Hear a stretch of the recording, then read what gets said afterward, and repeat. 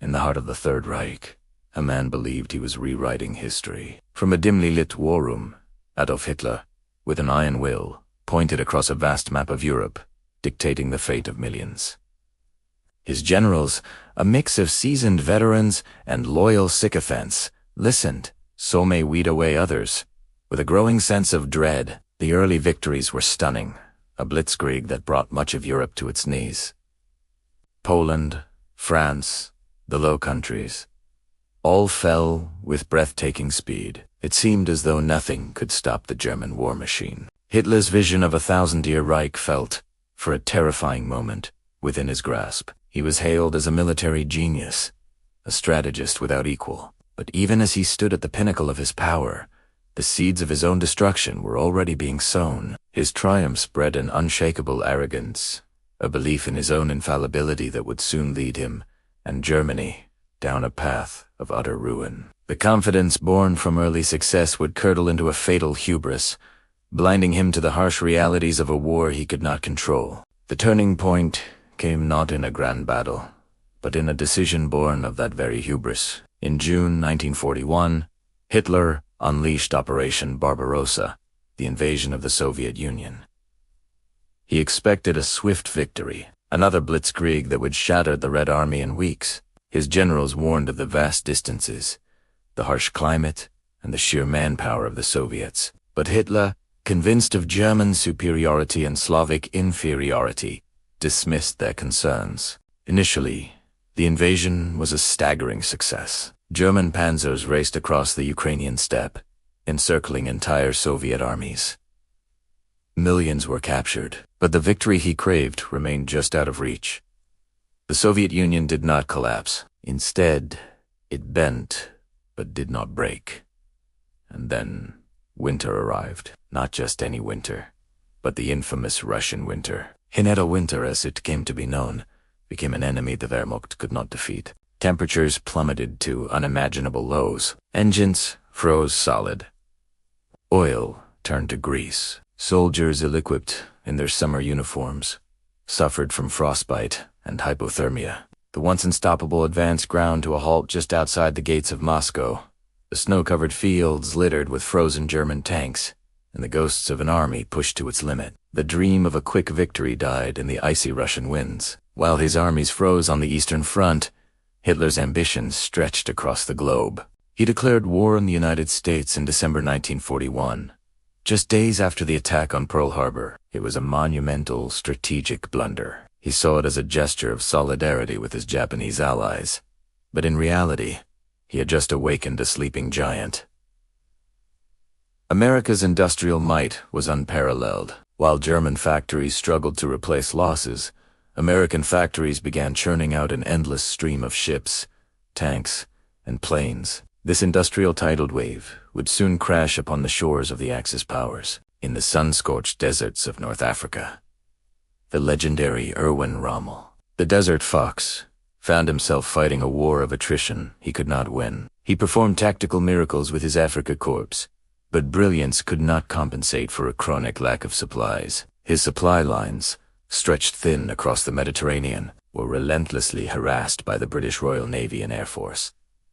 While the British Eighth Army, under General Montgomery, grew stronger resupplied from Egypt, Rommel's pleas for more tanks, more fuel, and more men went largely unanswered. The focus was on the Eastern Front.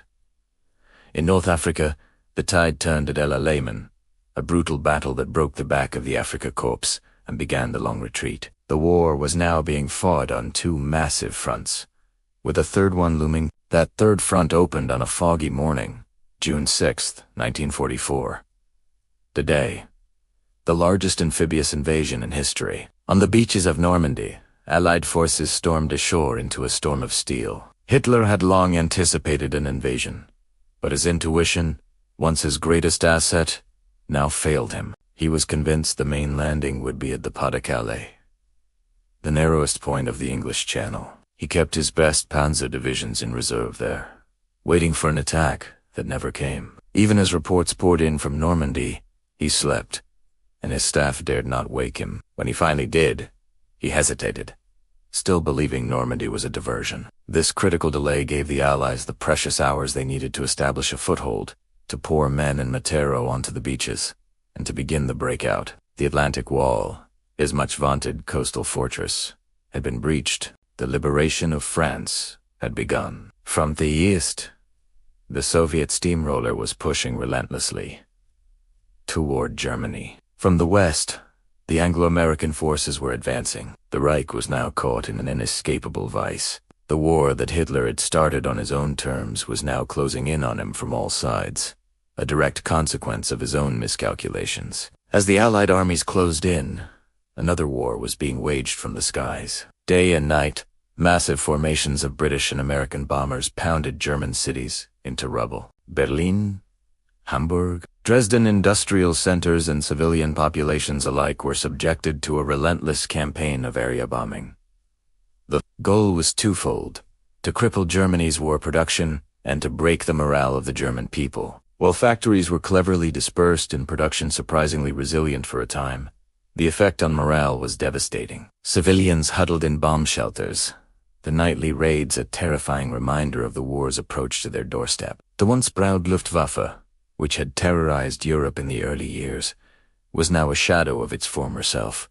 It was outmatched and outnumbered, unable to stop the aerial onslaught. This strategic bombing campaign tied down valuable resources, from anti-aircraft guns to fighter planes, that were desperately needed on the eastern and western fronts. It brought the grim reality of total war directly to the German homeland, shattering the illusion of a distant conflict and exposing the impotence of the regime to protect its own people. Deep beneath the shattered streets of Berlin, in the claustrophobic confines of the Vorbunker, reality began to set in, but acceptance did not. The atmosphere was a toxic mix of desperation, paranoia, and delusion. Hitler, increasingly isolated, moved phantom armies on his maps, refusing to acknowledge the catastrophic reports.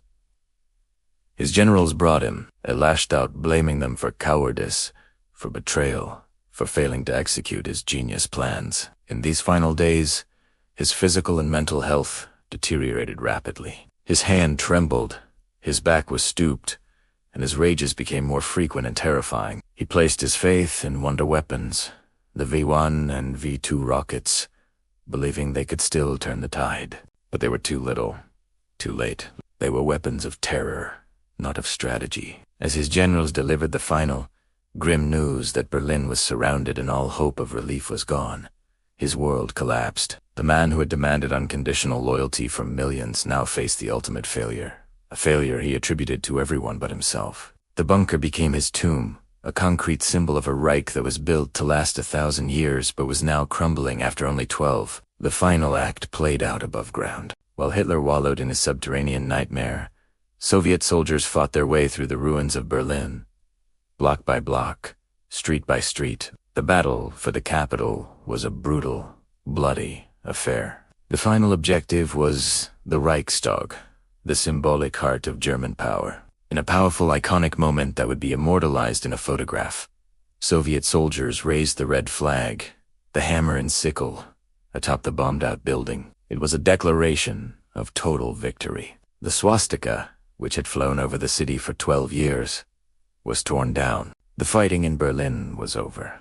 A few days earlier, deep in his bunker, having married his longtime companion, Eva Braun, Hitler dictated his final political testament. It was a rambling, self-pitying document, filled with blame and hatred, showing no remorse. Then, on April 30th, 1945, as the sound of Soviet artillery echoed nearby, Adolf Hitler and Eva Braun took their own lives.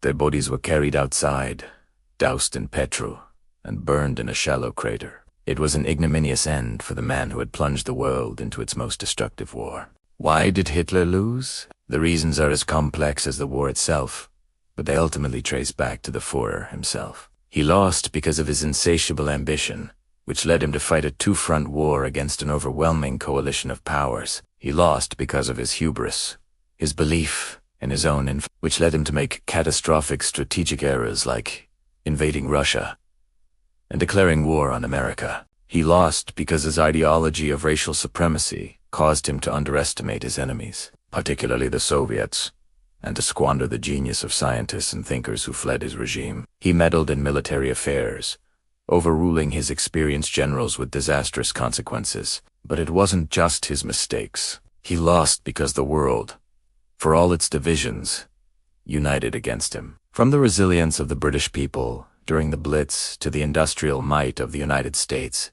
and the sheer sacrifice of the Soviet Union, the forces of freedom, in their many forms, stood together. A light rain falls over the skeletal remains of Berlin. The war is over. Hitler lost not just because of his own monumental errors, but because humanity, when faced with an existential threat, found the collective will to stand up and stop the darkness.